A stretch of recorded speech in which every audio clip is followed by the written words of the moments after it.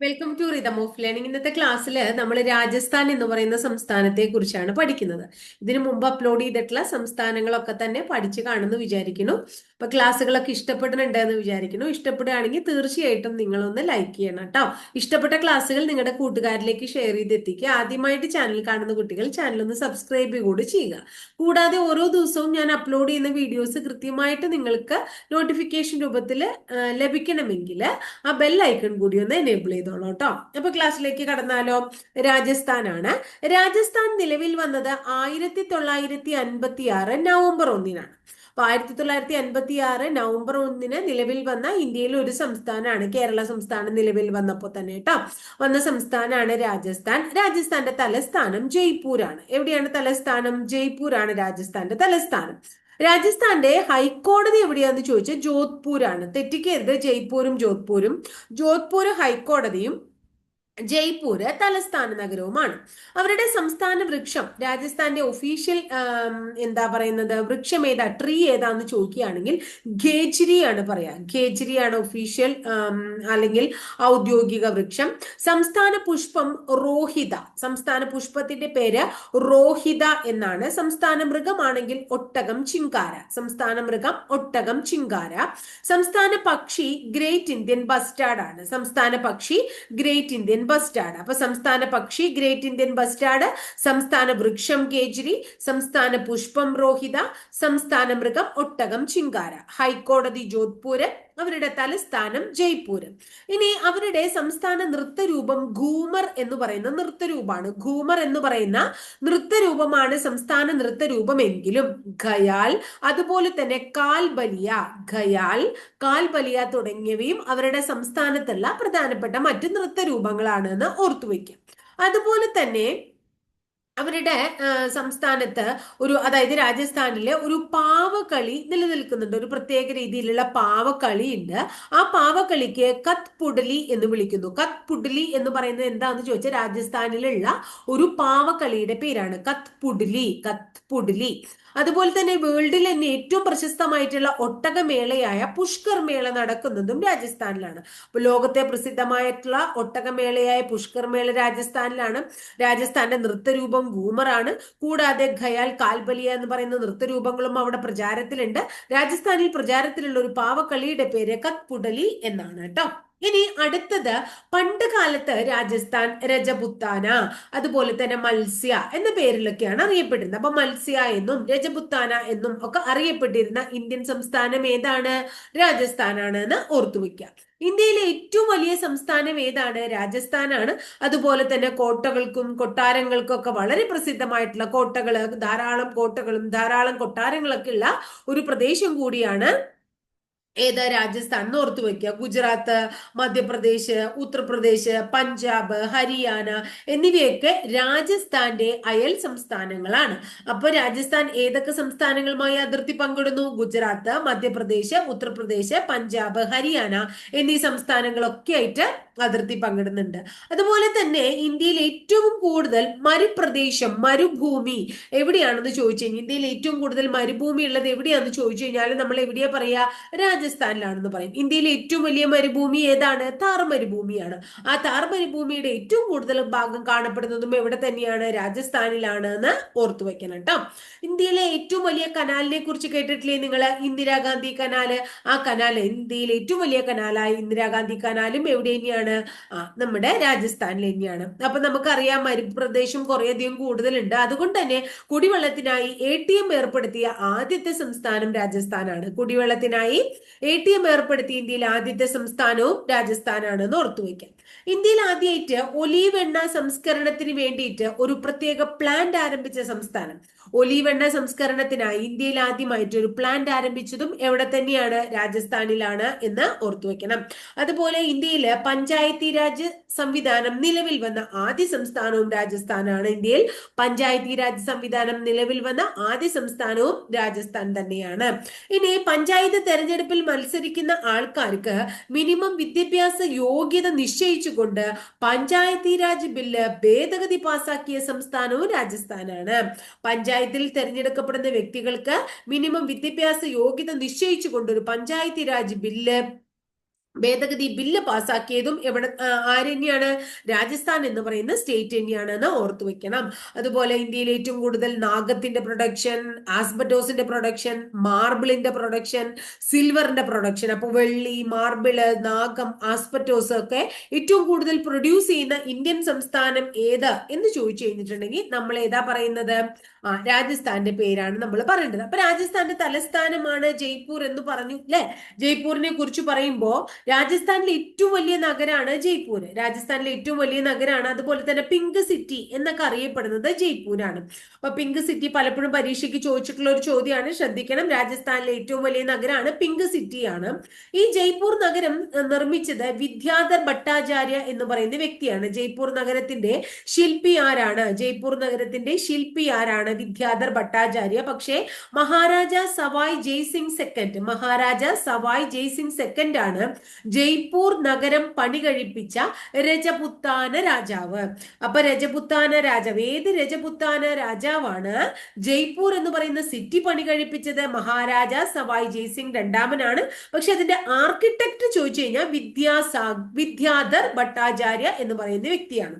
2019 തന്നെ യുനെസ്കോയുടെ ലോക പൈതൃക പട്ടികയിൽ ഈ ജയ്പൂര് ഇടം നേടുകയുണ്ടായി. അപ്പൊ ലോക പൈതൃക പട്ടികയിൽ ഇടം നേടിയിട്ടുള്ള രാജസ്ഥാനിലെ വളരെ പ്രസിദ്ധമായിട്ടുള്ള ഒരു സ്ഥലമാണ് ജയ്പൂര്. ഈ ജയ്പൂരിൽ തന്നെയാണ് national institute of Ayurveda. National institute of ആയുർവേദയുടെ ആസ്ഥാനം എവിടെയാണ്? നമ്മുടെ ജയ്പൂരാണ് എന്ന് ഓർത്തു വെക്കാം. അതുപോലെ national institute of technology, national institute of technology ജയ്പൂരുണ്ട്. ഏത് പേരില്? Malaviya national institute of technology. അതാണ് ഓർക്കേണ്ടത്. Malaviya national institute of technology സ്ഥിതി ചെയ്യുന്നത് ജയ്പൂരാണ്. ഇനി നമുക്ക് എല്ലാവർക്കും പരിചിതം ആയിട്ടുള്ള സ്ഥലമാണ് ഹവാമഹല്, ജൽമഹല്, ജന്തർ മന്ദിർ. ഇതൊക്കെ കാണപ്പെടുന്നത് എവിടെയാണ്? ജയ്പൂരാണ്. ജന്തർ മന്ദിർ ജയ്പൂരാണ്, ഹവാമഹൽ ജയ്പൂരാണ്, ജൽമഹലും ജയ്പൂരാണ്. അതുപോലെ തന്നെ ജയ്പൂരിന്റെ നമ്മള് ജയ്പൂർ എന്ന് പറയുന്ന സ്ഥലത്തെ കുറിച്ച് പറയുമ്പോൾ ഏറ്റവും കൂടുതൽ നമ്മൾ കേട്ടിട്ടുള്ള ഒരു കാര്യം എന്തായിരിക്കും എന്നറിയാമോ?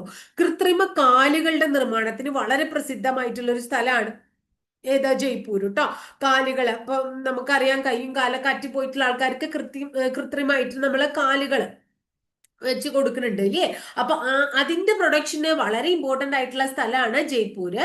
അതുപോലെ തന്നെ നോർത്ത് വെസ്റ്റേൺ റെയിൽവേയും ജയ്പൂരിലാണ്. നോർത്ത് വെസ്റ്റേൺ റെയിൽവേയുടെ headquarters of north western railway എവിടെയാന്ന് ചോദിച്ചാൽ നമ്മൾ എവിടെ പറയണം? ജയ്പൂരാണെന്ന് പറയണം.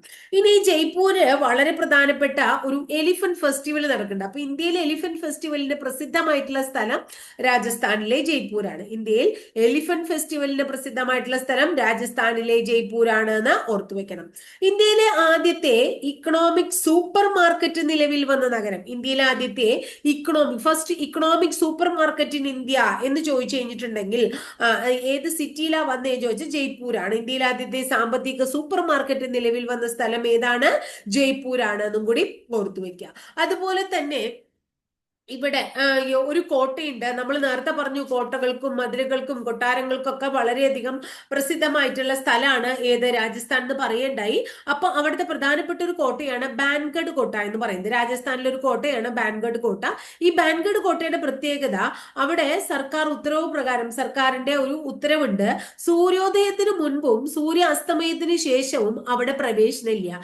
അപ്പൊ സൂര്യൻ ഉദിച്ചതിന് ശേഷം പ്രവേശനമുള്ളൂ, സൂര്യാസ്തമിച്ച് കഴിഞ്ഞാൽ പിന്നെ അവിടേക്ക് പ്രവേശനമില്ല. അപ്പൊ സൂര്യോദയത്തിന് മുൻപും സൂര്യാസ്തമയത്തിന് ശേഷവും പ്രവേശനമില്ലാത്ത രാജസ്ഥാനിലെ പ്രസിദ്ധമായിട്ടുള്ള ഒരു കോട്ടയുടെ പേരാണ് ബാൻഗഡ് കോട്ട എന്ന് പറയുന്നത്. ഏതാണ്? ബാൻഗഡ് കോട്ട. രാജസ്ഥാനിലെ പ്രസിദ്ധമായിട്ടുള്ള കോട്ടയാണ് ബാൻഗഡ് കോട്ട. നേരത്തെ പറഞ്ഞു ഒട്ടകമേളകളൊക്കെ നടക്കുന്നത് എവിടെയാണ്? രാജസ്ഥാനിലെ പുഷ്കർ എന്ന് പറയുന്ന സ്ഥലത്താണ് അല്ലെ.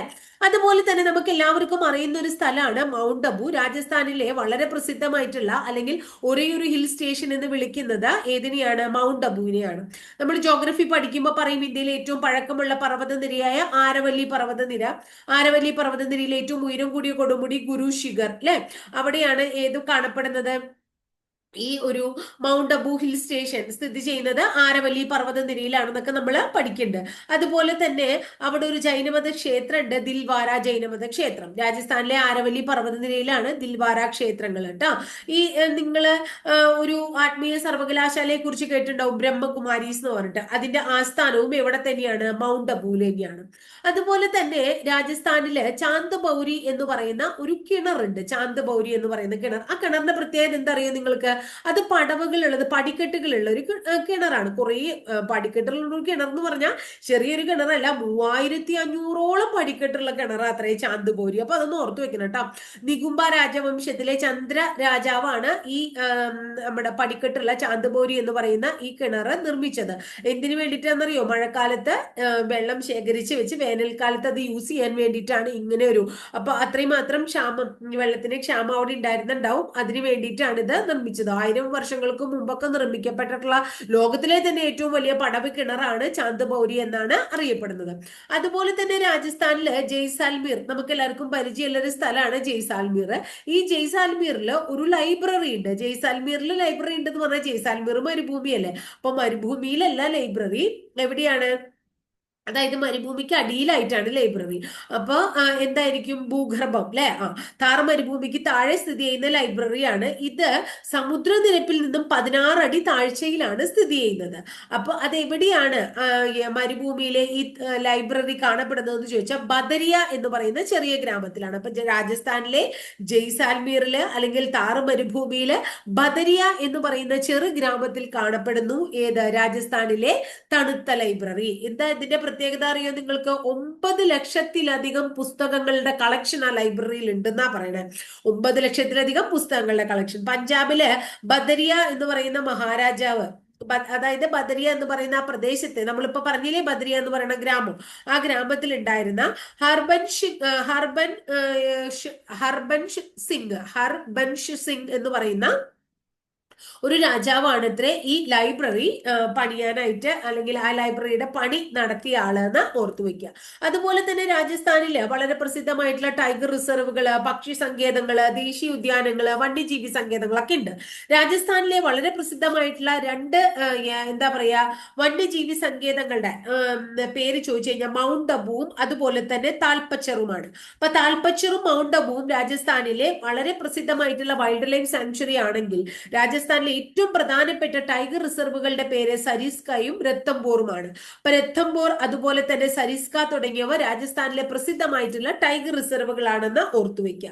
കൂടാതെ Keoladeo wild life sanctuary, desert wild life sanctuary തുടങ്ങിയവയും എവിടെ കാണപ്പെടുന്നു? രാജസ്ഥാനിൽ കാണപ്പെടും. അപ്പൊ കിയോലാഡിയോ, ഡെസർട്ട് അതൊക്കെ വൈൽഡ് ലൈഫ് സാങ്ച്വറി അല്ല, നാഷണൽ പാർക്കുകളാണ്. സരിസ്ക, രത്തംബോർ തുടങ്ങിയവ ടൈഗർ റിസർവുകളാണ്. അതുപോലെ തന്നെ ഇവിടെ ഒരു പക്ഷി സങ്കേതം ഉണ്ട്. നമ്മൾ അതിനെ ഘാന പക്ഷി സങ്കേതം എന്ന് വിളിക്കും, ഭരത്പൂർ പക്ഷി സങ്കേതം എന്ന് വിളിക്കും, കിയോലാഡിയോ ദേശീയ ഉദ്യാനം എന്ന് വിളിക്കും. മനസ്സിലായോ? അപ്പൊ നമ്മളിപ്പോ പറഞ്ഞത് കിയോലാഡിയോ നാഷണൽ പാർക്കാണ്. അപ്പൊ ഈ കിയോലാഡിയോ നാഷണൽ പാർക്ക് തന്നെയാണ് ഭരത്പൂർ ബേർഡ് സാങ്ച്വറി എന്നും ഘാന ബേർഡ് സാങ്ച്വറി എന്നൊക്കെ അറിയപ്പെടുന്നത്. അപ്പൊ അതൊന്നും ഓർത്തു വെക്കണം. ലോക പൈതൃക പട്ടികയിൽ, യുനെസ്കോയുടെ ലോക പൈതൃക പട്ടികയിൽ ഇടം നേടിയ രാജസ്ഥാനിലെ ദേശീയ ഉദ്യാനം ചോദിച്ചു കഴിഞ്ഞാലും ബേർഡ് സാങ്ച്വറി ചോദിച്ചു കഴിഞ്ഞാലും ഒക്കെ ഒന്ന് തന്നെയാണ്. ഏതാണ്? കിയോലാഡിയോ. ചില ദേശീയ ഉദ്യാനങ്ങൾക്ക് ബേർഡ് സാങ്ച്വറി, കാരണം അവിടെ പക്ഷികളായിരിക്കും കൂടുതലുണ്ടാവും. അപ്പൊ ബേർഡ് സാങ്ച്വറി എന്ന് പറയുന്ന ഒരു ആ ദേശീയ ഉദ്യാനങ്ങളിലെ ബേർഡ് സാങ്ച്വറിയിലെ ഹെഡിൽ, ഇപ്പൊ കേരളത്തിൽ നമ്മൾ നാഷണൽ പാർക്കും വൈൽഡ് ലൈഫ് സാങ്ച്വറിയും പഠിക്കുള്ളൂ. പക്ഷെ നാഷണൽ പാർക്കുകളിൽ എന്താ പറയാ വൈൽഡ് ലൈഫ് സാങ്ച്വറിയിൽ ധാരാളം എന്തിനെ കുറിച്ച് പറയുന്നുണ്ട്? കേരളത്തിലെ പക്ഷി സങ്കേതങ്ങൾ, ഇപ്പൊ ചൂലന്നൂര്, തട്ടേക്കാട് തുടങ്ങിയ കാര്യങ്ങളൊക്കെ പറയുന്നുണ്ട്. അത് പക്ഷി സങ്കേതങ്ങളാണ്, വൈൽഡ് ലൈഫ് സാങ്ച്വറീസ് എന്ന് പറയുന്ന ഹെഡിലാണ് അത് കിടക്കണേന്ന് മാത്രം. അതുപോലെ തന്നെ കിയോലാഡിയോ എന്ന് പറയുന്ന ഒരു നാഷണൽ പാർക്കായിട്ടാണ് പറയപ്പെടുന്നത്. അതൊരു ദേശീയ ഉദ്യാനവുമാണ്, അതുപോലെ തന്നെ പക്ഷി സങ്കേതവുമാണ്. അതിന്റെ പേര് ഭരത്പൂർ പക്ഷി സങ്കേതം, പണ്ട് കാലത്ത് ഭരത്പൂർ പക്ഷി സങ്കേതം എന്നും അതുപോലെ തന്നെ ഘാന പക്ഷി സങ്കേതം എന്നൊക്കെ അറിയപ്പെട്ടിരുന്നു എന്നും കൂടി ഓർത്തു വെക്കണം കേട്ടോ. ഇനി അടുത്തത് രാജസ്ഥാനെ കുറിച്ച് പറയുമ്പോൾ രാജസ്ഥാനിൽ പ്രസിദ്ധമായിട്ടുള്ള ഒരു ആഘോഷം നടക്കേണ്ട ആഘോഷത്തിന്റെ പേര് ഫെസ്റ്റിവൽ ഓഫ് ഭാരത് എന്നാണ്. അപ്പൊ ഫെസ്റ്റിവൽ ഓഫ് ഭാരത് എന്ന് പറയുന്ന ആഘോഷം നടക്കുന്നത് ഏത് സംസ്ഥാനത്താണ്? രാജസ്ഥാനിലാണ്. അതുപോലെ തന്നെ ഇന്ത്യയില് വേദിക് എഡ്യൂക്കേഷൻ ബോർഡ് ആരംഭിച്ച സംസ്ഥാനം ഏതാന്ന് ചോദിച്ചു കഴിഞ്ഞാലും രാജസ്ഥാനാണ്. വേദിക് എഡ്യൂക്കേഷൻ ബോർഡിന് തുടക്കമിട്ട സംസ്ഥാനം രാജസ്ഥാൻ. ഫെസ്റ്റിവൽ ഓഫ് ഭാരത് നടക്കുന്നത് രാജസ്ഥാൻ. ജൈവ ഇന്ധനത്തിനായി നാഷണൽ പോളിസി കൊണ്ടുവന്ന ആദ്യ ഇന്ത്യൻ സംസ്ഥാനവും രാജസ്ഥാനാണ്. ജൈവ ഇന്ധനത്തിനായി നാഷണൽ പോളിസി കൊണ്ടുവന്ന ആദ്യ ഇന്ത്യൻ സംസ്ഥാനവും രാജസ്ഥാനാണ്.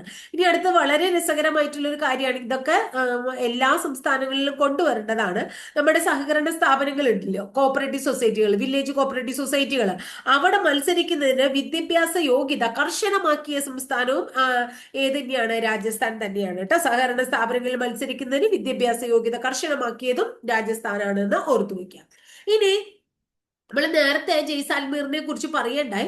ഈ ജയ്സാൽമീറിന്റെ ഒരു പ്രത്യേകത, താർ മരുഭൂമിയിലെ മരുപ്പച്ച എന്ന് ജയ്സാൽമീറിനെ വിശേഷിപ്പിക്കുന്നുണ്ട്. അപ്പൊ താർ മരുഭൂമിയിലെ മരുപ്പച്ച എന്നറിയപ്പെടുന്ന എന്താ പറയുന്നത്, ഇന്ത്യയിലെ അല്ലെങ്കിൽ രാജസ്ഥാനിലെ ഒരു പ്രദേശമാണ് ഏത്? ജയ്സാൽമീർ എന്ന് പറയുന്നത്. ഇനി രാജസ്ഥാനിലുള്ള പ്രസിദ്ധമായിട്ടുള്ള ഒരു ആണവ നിലയത്തിന്റെ പേരാണ് റാവത്ത് ഭട്ട്. അപ്പൊ റാവത്ത് ഭട്ട ആണവ നിലയം ഇന്ത്യയിൽ ഏത് സംസ്ഥാനത്ത് കാണപ്പെടുന്നു? രാജസ്ഥാനിൽ. റാവത്ത് ഭട്ട ആണവ നിലയം കാണപ്പെടുന്നത് എവിടെയാണ്? രാജസ്ഥാനിലാണ് എന്ന് ഓർത്തു വെക്കുക. അതുപോലെ തന്നെ രാജസ്ഥാനിലെ പ്രസിദ്ധമായിട്ടുള്ള ചെമ്പുകനിയുടെ പേര് പറഞ്ഞേ നിങ്ങള്, ഖേത്രി ചെമ്പുകനി. അപ്പൊ ഖേത്രി ചെമ്പുകനി രാജസ്ഥാനിലാണ്. റാവത്ത് ഭട്ട ആണവ നിലയവും എവിടെ തന്നെയാണ്? രാജസ്ഥാനിൽ തന്നെയാണ്. അതുപോലെ തന്നെ രാജസ്ഥാനിലെ വളരെ പ്രസിദ്ധമായിട്ടുള്ള ഒരു സ്ഥലത്തിന്റെ പേരാണ് അജ്മീർ എന്ന് പറയും. എന്താണ് അജ്മീർ എന്ന് പറയുന്ന സ്ഥലം? എന്താ അതിന്റെ പ്രത്യേകത? ഉത്തരേന്ത്യയിൽ ആദ്യമായി സമ്പൂർണ്ണ സാക്ഷരത കൈവരിച്ച ജില്ലയാണ് അജ്മീർ. ഉത്തരേന്ത്യയിൽ ആദ്യമായി സമ്പൂർണ്ണ സാക്ഷരത കൈവരിച്ച ജില്ല ഏത് എന്ന് ചോദിച്ചു കഴിഞ്ഞിട്ടുണ്ടെങ്കിൽ നമ്മൾ ഏതാ പറയാ? അജ്മീർ ആണ് പറയാം. അതുപോലെ തന്നെ രാജസ്ഥാനിലെ വേറെ വളരെ പ്രസിദ്ധമായിട്ടുള്ള ഒരു സ്ഥലത്തിന്റെ പേര് ബീക്കനീർ എന്നാണ്. എന്താണ് ബീക്കനീർ? ബീക്കനീറിന്റെ പ്രത്യേകത അറിയോ നിങ്ങൾക്ക്? ഒട്ടക രോമങ്ങൾ കൊണ്ടുള്ള ഉൽപ്പന്നങ്ങൾക്ക് പ്രസിദ്ധമായിട്ടുള്ള സ്ഥലം. ഒട്ടക രോമങ്ങൾ കൊണ്ടുള്ള ഉൽപ്പന്നങ്ങൾ ഏറ്റവും കൂടുതൽ ഉൽപ്പാദിപ്പിക്കുന്ന രാജസ്ഥാനിലെ ഒരു പ്രദേശത്തിന്റെ പേരാണ് ഏത് പറഞ്ഞ? ബീക്കനീർ എന്ന് പറഞ്ഞ. അതുപോലെ തന്നെ സംഭാർ നമ്മൾ കേട്ടിട്ടുണ്ടാവും. സാമ്പാറിന്റെ പ്രത്യേകത സാമ്പാർ അല്ലെ, നമ്മള് ഭക്ഷണത്തിന് കഴിക്കുന്ന സാമ്പാറല്ല, ഇതൊരു തടാകമാണ്. രാജസ്ഥാനിലെ ലവണ തടാകമാണ് ഏത്? സംഭാർ എന്ന് പറയുന്നത്. അതുപോലെ തന്നെ ഇന്ത്യയിൽ ഏറ്റവും കൂടുതൽ ലവണത്തുള്ള തടാകം ചോദിച്ചു കഴിഞ്ഞാൽ നമ്മൾ ഏതാ പറയാ? സംഭാർ തന്നെയാണ് പറയാ. ഇനി രാജസ്ഥാന് മരുഭൂമിയിലൊക്കെ കുറേയധികം ഉണ്ടെങ്കിൽ കൂടി ഗോതമ്പ്, ചോളം, തിന, ബാർലി, കടുക്, നിലക്കടല തുടങ്ങിയ കാർഷിക വിളകളൊക്കെ തന്നെ രാജസ്ഥാനില് ഉൽപ്പാദിപ്പിക്കുന്നുണ്ട്. ഗോതമ്പുണ്ട്, ചോളുണ്ട്, തിനയുണ്ട്, ബാർലി ഉണ്ട്, കടുക്, നിലക്കടല ഒക്കെ തന്നെ ഇവിടെ ഉണ്ട്. രാജസ്ഥാനിൽ നിർമ്മിക്കുന്ന എന്താണ് വിളകളാണ് എന്ന് നമുക്ക് മനസ്സിലാക്കാം. ഇനി ഇന്ത്യയിൽ ആദ്യമായിട്ട് പഞ്ചായത്തി രാജ് സംവിധാനം നടപ്പിലാക്കിയത് 1989 രാജസ്ഥാനിലാണ്. രാജസ്ഥാനിലെ എവിടെ എന്ന് ചോദിച്ചു കഴിഞ്ഞാൽ നാഗൂർ എന്ന് പറയുന്ന സ്ഥലത്താണ്. ഇന്ത്യയിൽ ആദ്യമായി പഞ്ചായത്തി രാജ് നടപ്പിലാക്കിയത് രാജസ്ഥാനിലെ നാഗൂർ എന്ന് പറയുന്ന സ്ഥലത്താണെന്നും കൂടി നമ്മൾ ഓർത്തു വെക്കണം. ഇനി അടുത്തത് കിഷൻഘട്ട് എന്ന് പറയുന്ന പ്രസിദ്ധമായിട്ടുള്ള ഒരു സ്ഥലമുണ്ട്. പലപ്പോഴും നമ്മളിപ്പോ വീടുകളൊക്കെ പണിയുമ്പോൾ ആൾക്കാർ അല്ലെങ്കിൽ വലിയ വലിയ ബിൽഡിങ്ങുകളൊക്കെ പണിയുമ്പോൾ രാജസ്ഥാനിൽ നിന്ന് പോയിട്ട് മാർബിൾ എടുത്തുകൊണ്ട് വരാറുണ്ട് പണ്ടൊക്കെ അല്ലെ. അപ്പൊ രാജസ്ഥാനിലെ മാർബിൾ സിറ്റി എന്നാണ് ഈ കിഷൻഗഡിനെ വിളിക്കുന്നത്. രാജസ്ഥാനിലെ മാർബിൾ സിറ്റി എന്ന് വിളിക്കുന്നത് കിഷൻഗഡ് ആണ്. ഇനി രാജസ്ഥാനിലെ ഏറ്റവും വലിയ കോട്ട, അത് ഇന്ത്യയിലെ തന്നെ ഏറ്റവും വലിയ കോട്ടയാണ്. ആ കോട്ടയുടെ പേര് ചിത്തോർഗഡ് കോട്ട എന്നാണ്. അപ്പൊ നേരത്തെ നമ്മൾ ബാൻഗഡ് കോട്ട പഠിച്ചു, അതായത് സൂര്യോദയത്തിന് മുമ്പും സൂര്യാസ്തമയത്തിന് ശേഷവും പ്രവേശനമില്ല പറഞ്ഞു. അതുപോലെ തന്നെ ചിത്തോർഗഡ് എന്ന് പറയുന്ന ഒരു കോട്ടയുണ്ട്. അതിന്റെ പ്രത്യേകത ഇന്ത്യയിലെ തന്നെ ഏറ്റവും വലിയ കോട്ടയാണ് ചിത്തോർഗഡ് കോട്ട. ഈ ചിത്തോർഗഡ് കോട്ട എവിടെയാ സ്ഥിതി ചെയ്യുന്നത്? രാജസ്ഥാനിലാണ് എന്ന് ഓർത്തു വയ്ക്കാം. ഇനി നമ്മൾ പറഞ്ഞല്ലോ ഹവാമഹൽ ഒക്കെ രാജസ്ഥാനിലാണെന്ന്. ഈ ഹവാമഹലിന് ഒരു വിശേഷണമുണ്ട്, കാറ്റിന്റെ കൊട്ടാരം എന്നാണ് വിളിക്കുന്നത്.